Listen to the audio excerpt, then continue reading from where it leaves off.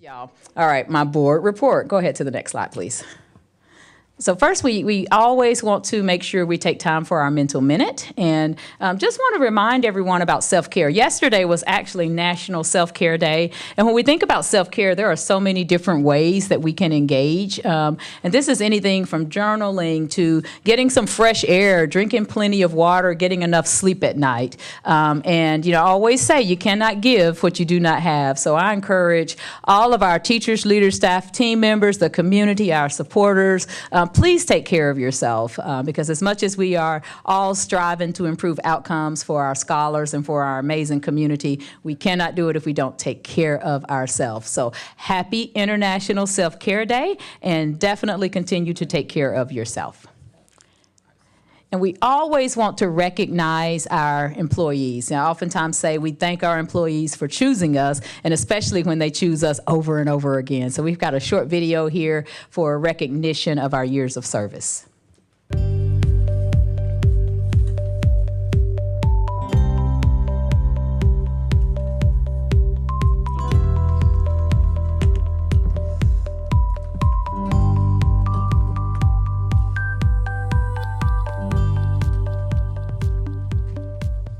Congratulations to our team. Yes, give them a round of applause because we do value all of our team members, and as I stated, it's always a great thing. So thank you to Mr. Pope and to Tanya for your years of service with us. Brad Pope is our IT help manager. He's been with us for 5 years, and Ms. Tanya is our early enrollment, student enrollment coordinator, and she's also been with the district for 5 years. So thank you both so much for your service.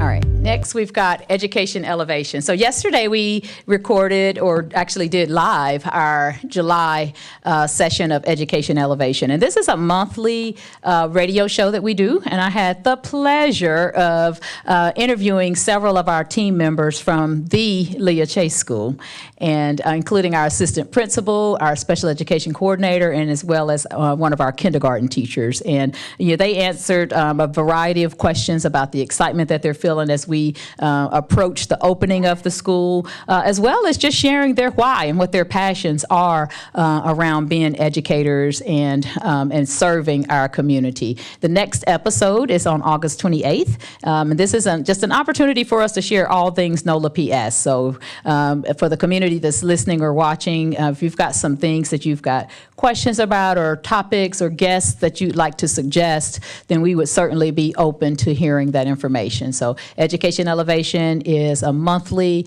episode on WBOK, and it's on the fourth Wednesday of each month. Also, tonight is our parent orientation for the Leah Chase School, actually happening right now.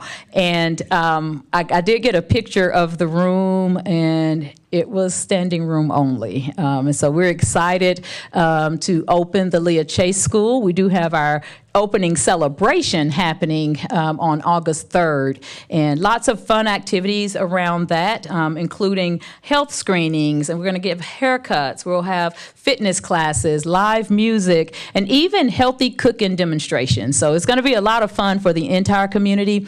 Of course, our goal is to really engage our families that will be a part of the Leah Chase School, but this is a community event, so we invite anyone from the community to come and join us. It's going to be family friendly. It's on August 3rd, beginning at 10 a.m. and going until 2 p.m. And on that same morning, we'll also do a ribbon cutting for the Leah Chase School, because it's certainly a great honor to be able to open this school and named after our iconic chef and civil rights leader and lover of arts, the Leah Chase. And so we certainly want to make sure that we have that ribbon cutting and honor her legacy as well. We're also having several partnerships that will be distributing backpacks as well as school supplies. And it's just an opportunity to celebrate back to school. As we prepare our young people to return to school, we need to ensure that our entire community is wrapping their arms around our babies. And regardless of which school you're attending, it matters. And the back to school and the attendance pieces and just the support that our scholars need is something that the entire community can certainly help with. So so we look forward to welcoming all of our scholars back to school. In fact, this is an aside, but I'll be at, I think, McMain on the 1st for their first day of school, and I always look forward to the first day of school. And it's always interesting to see the difference between, say, a kindergarten and a first grader. And y'all, middle schoolers and high schoolers, they can be a little grumpy on the first day of school. Somehow they're not as excited as everybody else on the first day of school, but we still look forward to seeing them. They do look fresh, because I'm sure they've spent much of their family's money, right? You can attest to that, Mr. Parker. So looking forward to welcoming all of our scholars back to school.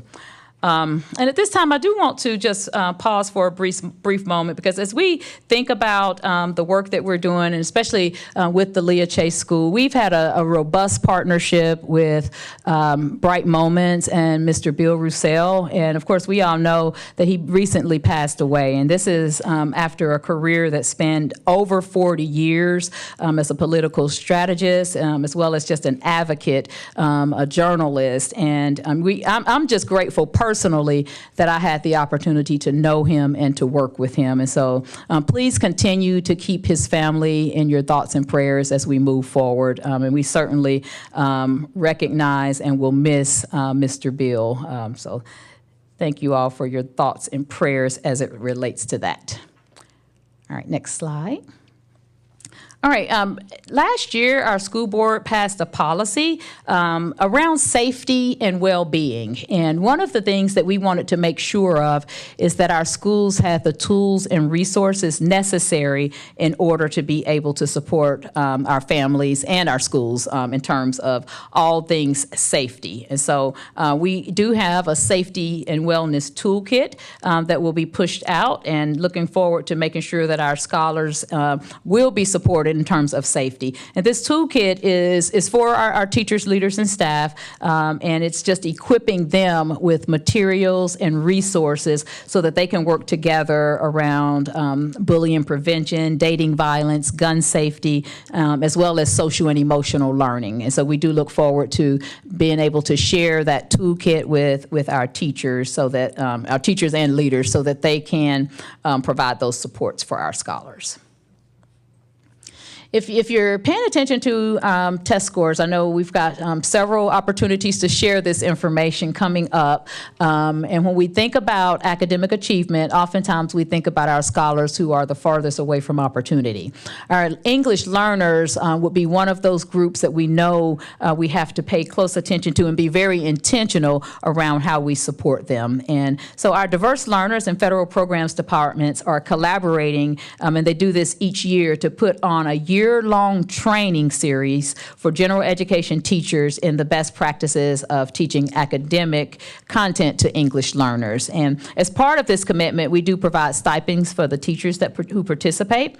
In 24-25, the EL training cohort is composed of 80 educators, which is really exciting. 65 of those are general educators, and 15 are principals or assistant principals. And these are representing 16 schools within our area, as well as 10 different LEAs. This year's cohort will kick off with, or did kick off rather, with 2 full days of training earlier this month. And it was engaging, and it gave us an opportunity to have lesson simulations, practice implementation, as well as lesson modifications to help support teachers in working with our English learners. And this is really timely, because this is certainly one of our diverse learning groups that we need to ensure that we're prepared to teach to a level of excellence. I want to save the date. Last year, I did the State of the District address in conjunction with my 1-year anniversary, and we were going to do it in July of this year, but I really thought it was important to wait until school starts back, and especially since the district will have opened a school this fall. And so rather than doing it in July this year, it will be on September 19th, which is the day of our September business board meeting. It will happen at 3:30 right here in the boardroom. And of course, it will be recorded, and I believe it'll be streamed live as well. So we want to make sure that we are given the opportunity to share the significant progress and achievements that the district has made over the last 2 years. And this includes academic achievements as well as the level of engagement and initiatives that the district has participated in. And as we reflect on those successes as well as the challenges, we are proud of the growth and innovation while also naming the work and the challenges that we still face as we work continually to improve outcomes for our families. And before we move to the last portion of my report, I want to go back to what I was saying about the Leah Chase School. I mentioned that happening now is our parent orientation, but I also want to just take some time to give some thank yous to the number of groups and teams. And it's really hard to start naming names, especially as it relates to our NOLA PS team, because we have had all hands on deck. And I was at the Leah Chase School right before I came here this evening just to get a walkthrough and to see what's happening as we prepare to invite our scholars to school on the first day, which is August 6th. And furniture has been delivered. We've got classrooms that are getting set up. Cleaning and minor repairs are still being done.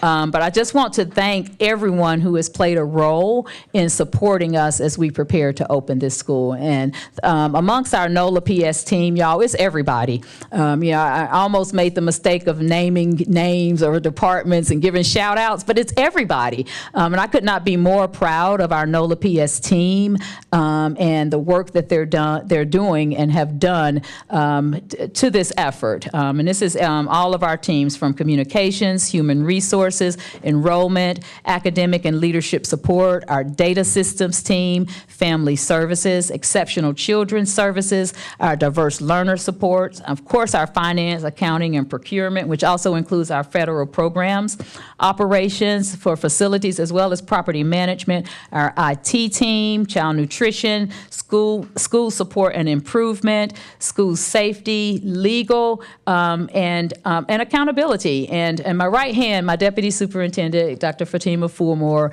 who has really gone all out in terms of helping us organize, making sure that we were having updates and meetings, finding the gaps in as far as our readiness to move forward on August 6th for our opening. And I'm proud to also say that as of earlier today, we have 252 students who are registered and 282 who have enrolled. And really proud of our school team for closing the gap between enrollment and registration. So the first step is you enroll, and then after that, you do have to go through the actual registration process. And so I know those numbers are going to continue to go up because that registration process is still being done. And we, when Dr. Fulmore gave the personnel report on Tuesday, she mentioned that as our numbers increase, we will need an additional second grade teacher and an additional kindergarten teacher because the numbers are high, and we certainly want to be able to serve our babies to the best of our ability and to do so in class sizes that make sense for teachers to have the best opportunity to be successful. And as we continue to prepare, we check out our social media to get more updates as we move forward. And again, August 3rd is our day for the opening school celebration. And as we begin to prepare for school opening, our theme, once again, as it relates to attendance, is attend today, achieve tomorrow. And I believe firmly that school attendance is a community challenge that we all need to be a part of. And yes, families, of course, have the greatest responsibility in making sure our babies get to school. And as a community, we, again, need to wrap our arms around our families so that we can support school attendance. And you'll be hearing more about campaigns to that end as we open schools, and especially as we move towards September, which is Attendance Awareness Month. And so I'm going to pause there before I invite our guest who's doing a presentation tonight to see if there are any questions or comments from the board. Oh, yes, sir. Thank you, Dr. Williams, for at least the first portion of your report. I just want to first extend my congratulations and gratitude to the team for the registration and attendance or enrollment numbers at Leah Chase. I'm really really pleased to see that. I know I've been, skeptical of that, so I was skeptical of how many kids we'd be able to get, but I'm really amazed and proud of the work that you and your team have done. So I think he's apologizing. Yeah, sure. Kind of got that let me feeling, just but say he didn't this. actually say it. Well, So You know what? You're right, Mr. Ashley. I'd just like to apologize for my skepticism.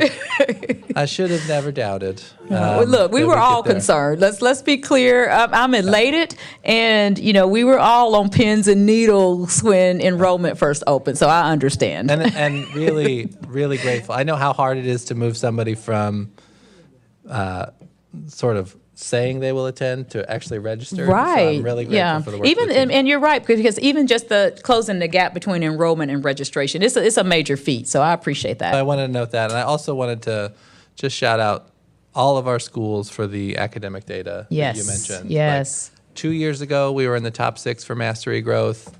This past year, we're also in the top 5, maybe even the top 2. Yeah, yeah. So we're kind of undeniably moving in the right direction, and I'm Absolutely. excited to see where we go from here.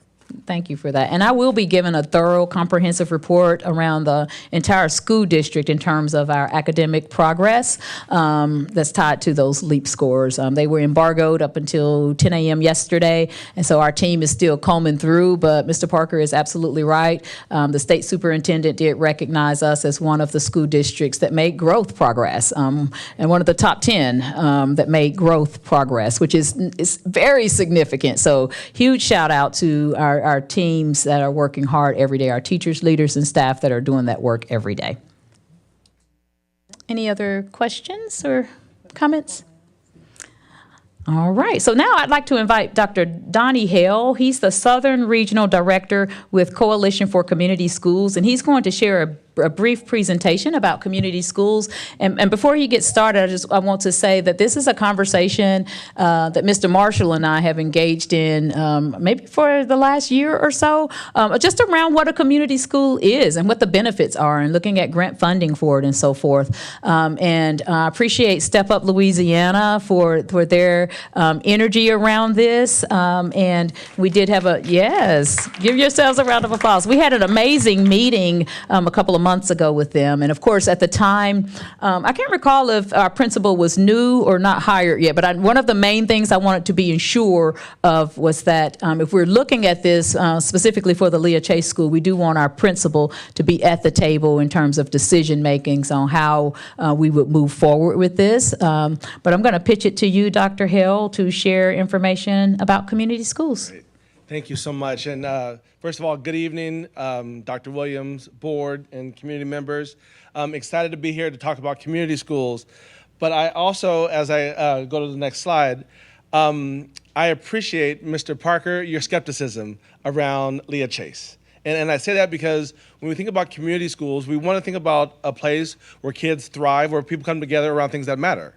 And as I hear you talk about Leah Chase, what I hear is it's about community. It's about people coming together around things that matter, but even more, it's about thinking about the well-being of children, families, and adults to thrive.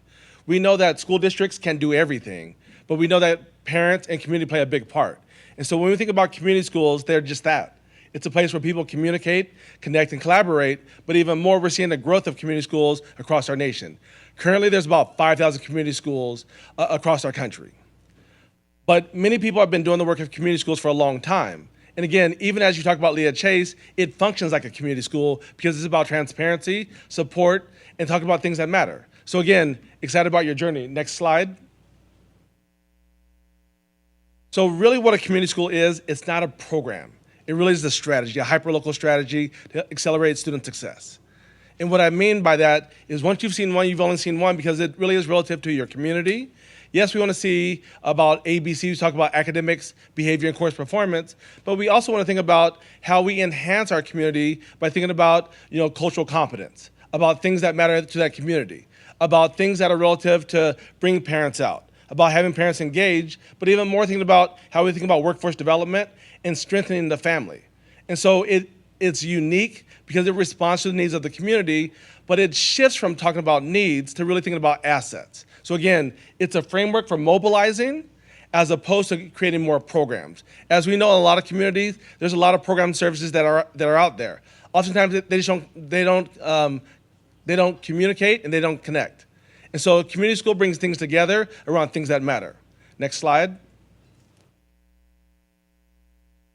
So I can talk about community schools all day because I love our body of work. But I want to do a quick video that'll give you a 2-minute snippet to really think about comprehensively what community schools are. Then I'll come back and I'll close out. Can you play the video, please?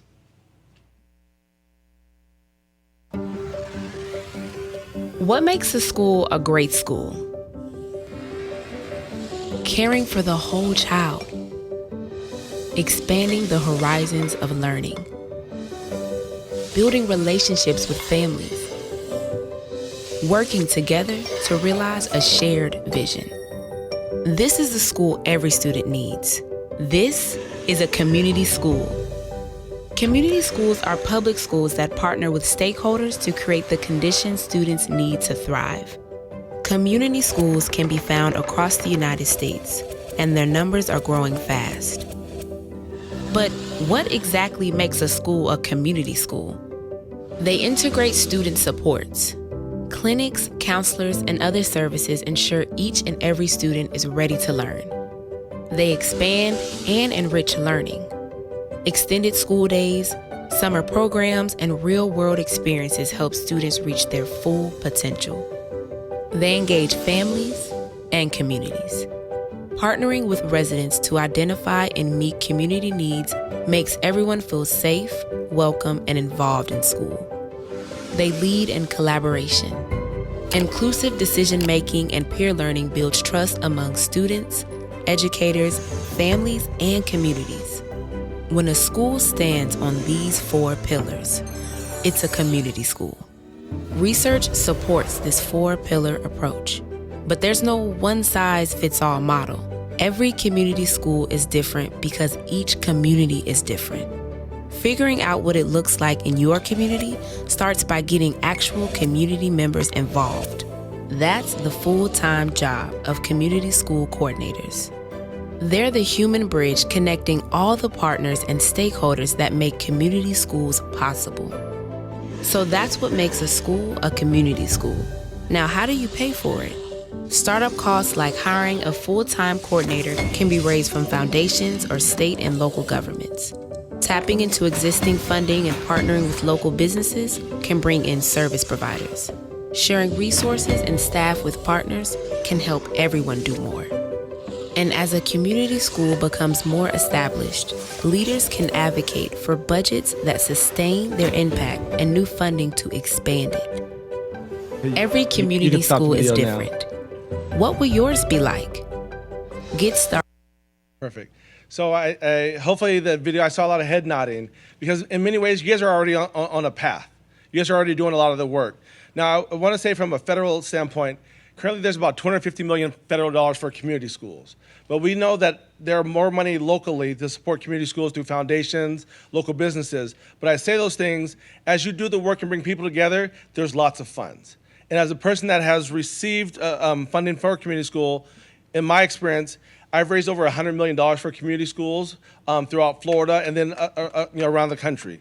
But I say those things because you have began that journey around community schools, and again, I'm excited for where you're going to go. But just go into a little bit more detail. As we think about community schools, we think about really 4 pillars. It talks about collaborative leadership, where people are coming together. And what I see from you guys, you're talking about transparency. Parents are involved, superintendents involved, board members are involved. But you're also thinking about how to expand learning. So you're thinking about, yes, the academic school year, but also summer.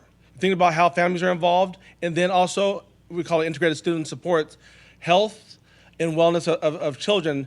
But where we've also expanded is to include a culture of safety and also for the teachers. So as we think about community schools, it continues to evolve. And again, just excited about where you're going to go. Next slide.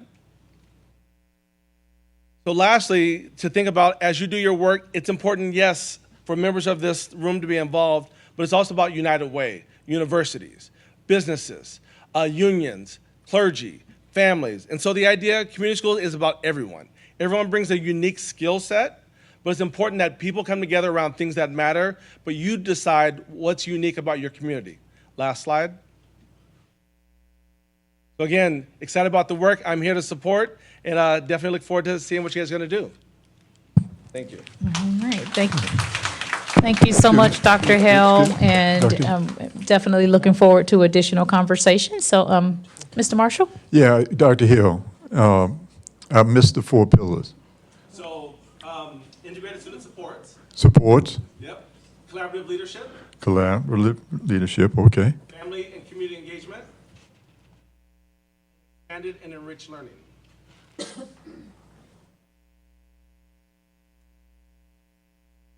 Okay, thank you.